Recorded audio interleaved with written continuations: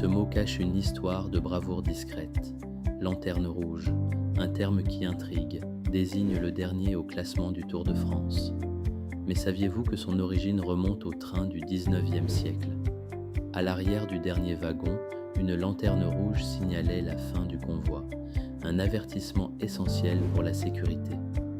En 1903, lors du premier Tour de France, le terme s'invite dans le vocabulaire cycliste pour identifier celui qui ferme la marche, non sans une pointe d'ironie.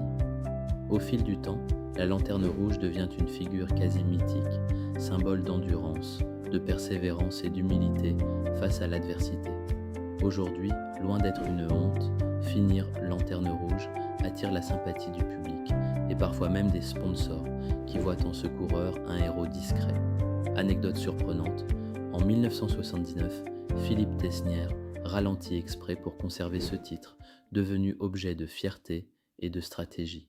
Certains coureurs se sont même battus pour ne pas perdre cette place, transformant la dernière position en véritable enjeu. Comme quoi, être dernier peut aussi marquer l'histoire et inspirer. C'était un nouvel épisode de l'itinéraire des mots, parce que les mots aussi voyagent.